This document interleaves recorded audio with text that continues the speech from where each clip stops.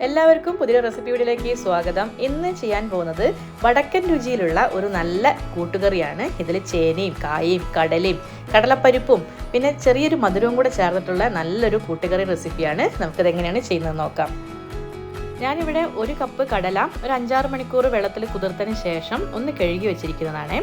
ഇത് നമുക്ക് മാറ്റി വയ്ക്കാം. പിന്നെ വേണ്ടത് ഒരു 1/2 കപ്പോളം കടലപ്പരിപ്പാണിത്. തുവരപ്പരിപ്പല്ല, കടലപ്പരിപ്പാണ്.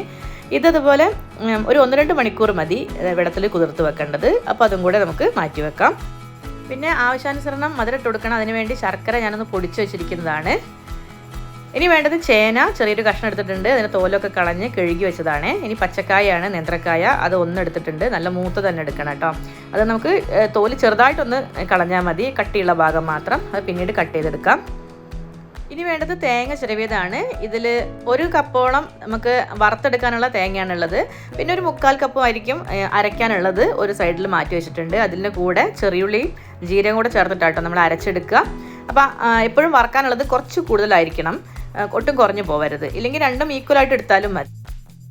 അപ്പോൾ ഈ അരയ്ക്കാനുള്ള ഈ തേങ്ങയിലേക്ക് ഞാൻ 1 ടീസ്പൂൺ ജീരകം കൂടെ ചേർത്ത് കൊടുക്കുകയാണ്. പിന്നെ ചെറിയുള്ളി എടുക്കുമ്പം അധികമൊന്നും വേണ്ട, ഞാൻ ഇവിടെ 2 എണ്ണം എടുത്തിട്ടുള്ളൂ.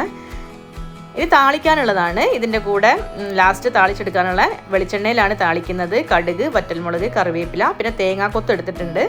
അതിഷ്ടമുള്ളവർക്ക് ഇട്ട് കൊടുത്താൽ മതി. നല്ലതായിരിക്കും. കുറച്ച് ആ ഒരു തേങ്ങാക്കൊത്തും കൂടെ കടിക്കുമ്പം അതിനൊരു പ്രത്യേക ടേസ്റ്റ് ആയിരിക്കും. ഇതിന് കൂടെ ജീരകം കൂടെ ചേർക്കുന്നുണ്ട് കേട്ടോ, 1 ടീസ്പൂൺ ജീരകം. അപ്പോൾ ഇതുകൂടെ ചേർത്തിട്ടാണ് നമ്മൾ താളിച്ചെടുക്കുക. ഇനി ആദ്യം തന്നെ കടലൊന്ന് വേവിച്ചെടുക്കുക. അതിനായിട്ട് കുക്കറിലാണ് ഞാൻ കടല ഇട്ട് കൊടുക്കുന്നത്. ഇതിന് കൂടെ തന്നെ ഒരു 1/2 ടീസ്പൂൺ മഞ്ഞൾപ്പൊടിയും 1 ടീസ്പൂൺ എരിവുള്ള മുളക് പൊടിയും കുരുമുളക് പൊടി അതുപോലെ 1 ടീസ്പൂൺ ഇട്ട് കൊടുക്കുന്നുണ്ട്. കുറച്ച് ഉപ്പ്, പിന്നെ പാകത്തിന് വെള്ളം, ഇത്രയും ഒഴിച്ചതിന് ശേഷം നന്നായിട്ടൊന്ന് മിക്സ് ചെയ്യുക. ഇനി ഇത് മൂടി വെച്ചിട്ട് വേവിക്കാൻ വെക്കാം. കടല എത്രത്തോളം വേവുന്നോ അത്രയും നല്ലതാണ്. ഒരുപാട് വെന്തുടയൊന്നും വേണ്ട, പക്ഷെ നന്നായിട്ടൊന്ന് വെന്ത് വരണം.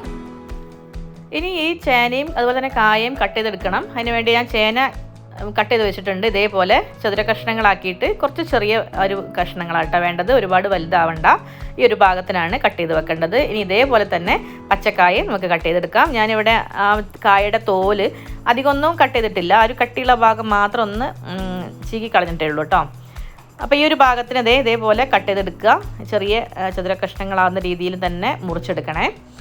കായയുടെ വലുപ്പവും ചേനേൻ്റെ വലുപ്പം ഏതാണ്ട് ഒരേപോലെ ആയിരിക്കണം.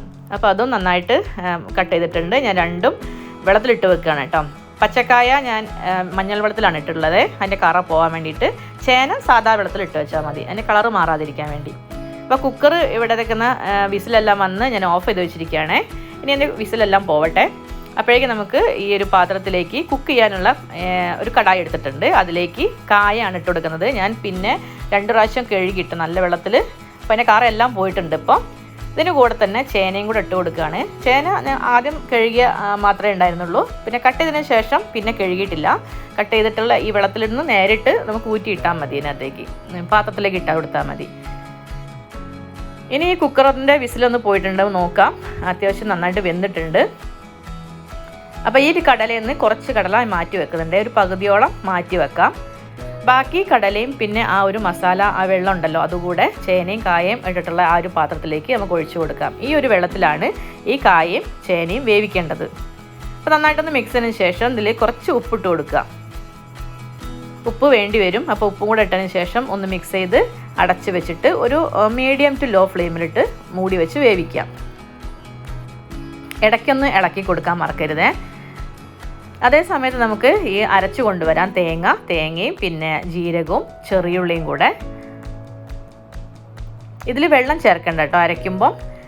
ഞാൻ ഇതിനകത്തേക്ക് 1 ടീസ്പൂൺ നമ്മൾ കുക്ക് ചെയ്ത കടലയും കൂടെ ചേർത്ത് കൊടുക്കുന്നുണ്ട്. അപ്പോൾ അത് കുറച്ച് കൊഴുപ്പ് കിട്ടും നമ്മുടെ ഈ ഒരു കൂട്ടുകറിക്ക്, അതിന് വേണ്ടിയിട്ടാണ്. അപ്പോൾ അതുകൂടെ ചേർത്ത് നന്നായിട്ടൊന്ന് അരച്ചുകൊണ്ട് വരാം. ഞാൻ ഇവിടെ തേങ്ങ അരച്ചിട്ടുണ്ട്. ഇതേ ഒരു പാകത്തിനാണ് അരച്ചെടുക്കേണ്ടത്. നന്നായിട്ട് ഇങ്ങനെ പൊടിഞ്ഞ പാകം, ഒട്ടും വെള്ളം കൂട്ടി പേസ്റ്റ് പോലെ അരയ്ക്കരുതേ. ഇനി ഇവിടെ ചേനയും കായും ഇടയ്ക്കൊന്ന് ഇളക്കി കൊടുക്കുക. പിന്നെ വീണ്ടും വേവിക്കണം. അപ്പോൾ ഒരു പകുതി വേവാകുന്നത് വരെ ഇതുപോലെ ഒന്ന് ചെയ്ത് കൊടുക്കണേ. ഇപ്പം ഏതാണ്ട് ഒരു പകുതി വേവായിട്ടുണ്ട് നമ്മുടെ ചേനയും കായൊക്കെ. അപ്പോൾ ഈ ഒരു സമയത്താണ് കടലപ്പരിപ്പ് ചേർത്ത് കൊടുക്കേണ്ടത്.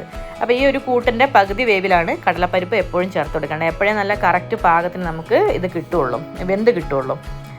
അപ്പോൾ നന്നായിട്ടൊന്ന് ഇളക്കിയിട്ട് ഇനി വീണ്ടും ഒന്നുകൂടെ ഒന്ന് വേവിച്ച് കൊടുക്കുക. മൂടി വെച്ചിട്ട് ഇനി ഇങ്ങനെ ഒരുപാട് ഹൈ ഫ്ലെയിമൊന്നും ഇട്ട് കൊടുക്കണ്ട, ചെറിയ തീയിൽ മാത്രം ഇട്ടിട്ട് വേവിച്ചെടുത്താൽ മതി. കടലപ്പരിപ്പ് ഒന്ന് കുതിർന്ന് കഴിഞ്ഞിട്ട് നമ്മൾ ഇതിലേക്ക് ഇട്ട് കൊടുക്കുമ്പം പെട്ടെന്ന് തന്നെ വെന്ത് കിട്ടും. ഒരുപാട് നേരം അതിന് കുക്കിംഗ് ടൈം അധികം ഇല്ല, അപ്പോൾ വേഗം തന്നെ വെന്ത് കിട്ടും. അപ്പം എല്ലാം ഒന്ന് കഷ്ണങ്ങളൊന്ന് ജസ്റ്റ് ഒരു പൊട്ടിച്ച് നോക്കിയാൽ മതി. ഇതേപോലെ സ്പൂൺ വെച്ചിട്ട് ഒന്ന് അമർത്തി നോക്കിയിട്ടുണ്ടെങ്കിൽ പെട്ടെന്ന് തന്നെ പൊടിഞ്ഞ് കിട്ടും. കടലപ്പരിപ്പൊക്കെ പെട്ടെന്ന് തന്നെ കട്ടായി പോകുന്നുണ്ട്. അപ്പോൾ നമ്മുടെ ഈ ഒരു എല്ലാ കൂട്ടും റെഡി ആയിട്ടുണ്ട്, വെന്ത് കിട്ടിയിട്ടുണ്ട്. അപ്പോൾ അതിന് ശേഷം മാത്രം കടല ഞാൻ മാറ്റി വെച്ചിരിക്കുന്നത് ഇട്ട് കൊടുത്തിട്ടുണ്ട്. കൂടെ തന്നെ നമ്മൾ അരച്ചിട്ടുള്ള തേങ്ങ ഉണ്ടല്ലോ, തേങ്ങാക്കൂട്ട്, അതും കൂടെ ഇട്ട് കൊടുത്തു. പാകത്തിന് ശർക്കരയും കൂടെ. അപ്പോൾ ശർക്കര ഇതിൽ കല്ലില്ലാത്ത ശർക്കര ആയതുകൊണ്ടാണ് ഞാൻ ഇങ്ങനെ ഇട്ട് കൊടുക്കുന്നത്. ഇല്ലെങ്കിൽ ശർക്കര കുറച്ച് പാനിയാക്കിയിട്ട് വേണം ഒഴിച്ച് കൊടുക്കാൻ. കുറച്ച് വെള്ളത്തിൽ കുറച്ച് സിറപ്പ് പോലെ ആക്കിയിട്ട് ഇതിൽ ചേർത്ത് കൊടുത്താലും മതി. അപ്പോൾ നന്നായിട്ടൊന്ന് മിക്സ് ചെയ്ത് ഇനി ഇതെല്ലാം മസാലയും എല്ലാം ഒന്ന് കൂടി യോജിക്കാൻ വേണ്ടിയിട്ട് ഒന്നും കൂടെ ഇളക്കി വെച്ച് നമുക്ക് മൂടി വെച്ച് ചെറിയ തീയിലിട്ടിട്ട് വേണം ഇനി വേവിക്കാൻ.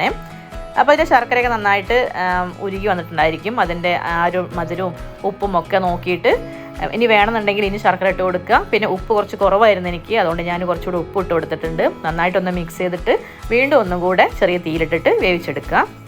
അപ്പോൾ ഇവിടെ കൂട്ടുകറി ഇതാ കറക്റ്റായിട്ട് വന്നിട്ടുണ്ട്, ഏതാണ്ട് റെഡിയായി കിട്ടി. ഇനി ഇത് മെല്ലെ നമുക്ക് മാറ്റി വെക്കാം, മൂടി വെച്ചിട്ട് സൈഡിലേക്ക് മാറ്റി വെക്കാം. ഇനി ഒരു പാനിലേക്ക് കുറച്ച് വെളിച്ചെണ്ണ ഒഴിച്ച് കൊടുത്തിട്ടുണ്ട്. ഇതിലേക്ക് താളിക്കാൻ പോവുകയാണ്. ഒരു 2 ടീസ്പൂൺ വെളിച്ചെണ്ണയിൽ 1 ടീസ്പൂണോളം കടുക് ഇട്ട് കൊടുത്തു. അപ്പോൾ ഒന്ന് പൊട്ടിയതിന് ശേഷം അതിലേക്ക് ജീരകം ഇട്ട് കൊടുക്കുക. 1 ടീസ്പൂൺ ജീരകം ഇട്ട് കൊടുത്തു.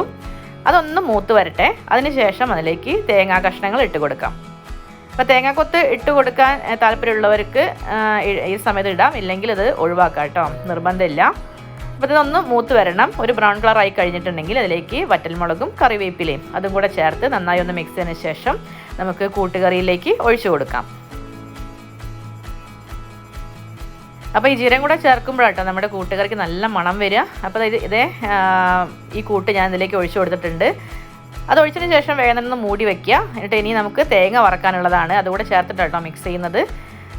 ബാക്കിയുള്ള തേങ്ങ നമ്മൾ വറക്കാനുള്ള തേങ്ങ ഞാൻ അതേ പാനിലേക്ക് ഇട്ട് കൊടുത്തിട്ടുണ്ട്. അതിന് കൂടെ തന്നെ കുറച്ച് വെളിച്ചെണ്ണ, ഒരു 1-2 ടീസ്പൂൺ വെളിച്ചെണ്ണയോടെ ചേർത്ത് നമുക്ക് നന്നായിട്ടൊന്ന് വറുത്തെടുക്കാം. അപ്പോൾ കരിഞ്ഞു പോവാതെ ഇതേപോലെ ബ്രൗൺ ആക്കി എടുക്കണം. കരിഞ്ഞിട്ടുണ്ടെങ്കിൽ ടേസ്റ്റ് എല്ലാം മാറും നമ്മുടെ കൂട്ടുകറിയുടെ. അപ്പോൾ അത് ചെറിയ തീയിലിട്ടിട്ട് ശ്രദ്ധിച്ചിട്ട് വറുത്തെടുക്കുക.